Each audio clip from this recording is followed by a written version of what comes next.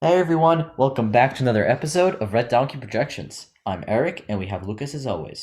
Hey everyone.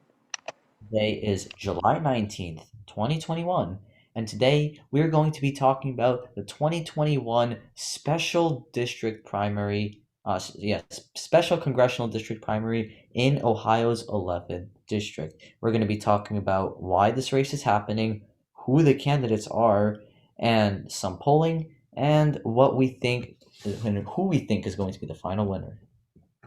And with that being said, let's get right into it.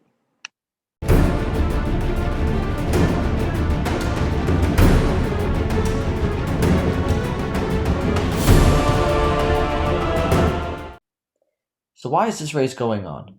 So Ohio's 11th congressional district, as Lucas will go into later, is a relatively Democratic district.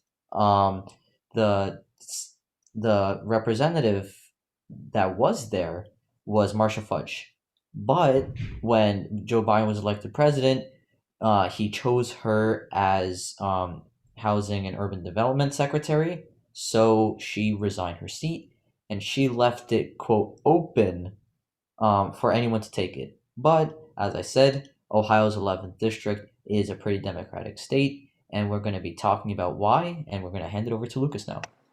So let's take a look at this district. It's quite gerrymandered indeed. As you can see here, they're connecting the big cities. Oops, I did not mean to download that, but they were connecting the big cities here. You've got Cleveland all the way up here, connecting that all the way down with Akron, which is down here. And they were able to make this pack this district all together so it can become D plus 30, with 52% of the population being black. Yeah, I'm not gonna lie, this is a ridiculous gerrymander. The fact that this is legal, stretching it all the way down here. So obviously, whoever wins the Democratic primary is essentially guaranteed to win the special election.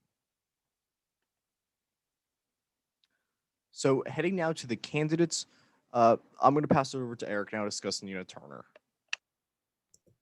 So, yeah, there are two main candidates. I'll be talking about the first main candidate, who is Nina Turner. So, who is Nina Turner? She is more of a progressive candidate here in Ohio.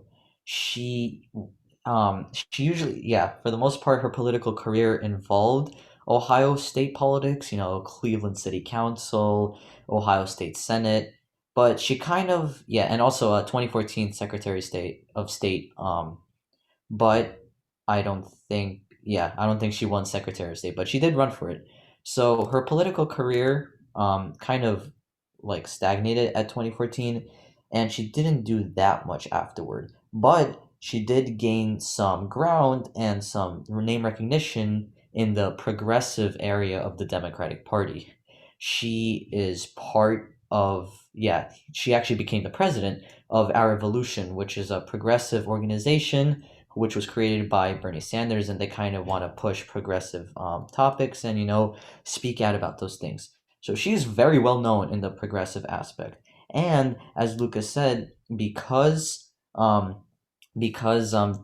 11 is such a gerrymandered district towards the Democratic Party, you're going to see how this plays a role in this special primary. So now Lucas is going to talk about the next major Democratic candidate, who is Shontel Brown.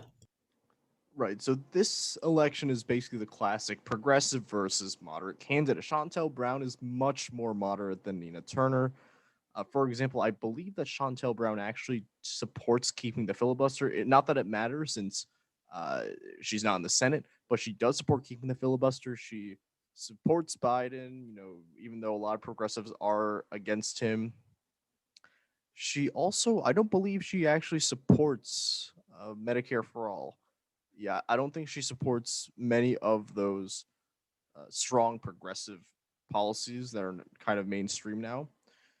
A lot of the endorsements that she has are more from the moderate wing of the party. Hillary Clinton endorsed her. Jim Clyburn, who made such a big impact in the 2020 primary, he's not going to have that much of an impact here because he is just a representative from South Carolina. The only place where he has an impact is in South Carolina. He's not going to do much here. But he does represent more the moderate wing of the party. And Josh Gottheimer from right here in New Jersey. They actually I think they got the district number wrong. He should be district number 5. But he's also a very well-known moderate Democrat who endorsed Shontel Brown. So she represents the moderate wing of the party. Now, discussing polling now, really not too reliable so far. We are getting a lot of internals, but the funny thing is, this poll showing Nina Turner up by 8 points was actually an internal done by Shontel Brown. So that is quite interesting to see that she's releasing a poll out that shows her down by 8 points. All the other polls are showing her ahead, except for one Republican internal, which I'm really not too surprised by because, Republican internals are going to like Shontel Brown more, given that she's a lot more moderate. So I'll give it over to Eric now for our prediction for this race.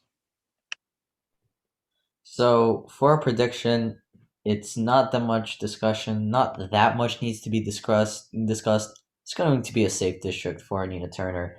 As Lucas explained, this is a heavily Democratic district because of the way it was formed. There are a lot of progressive people.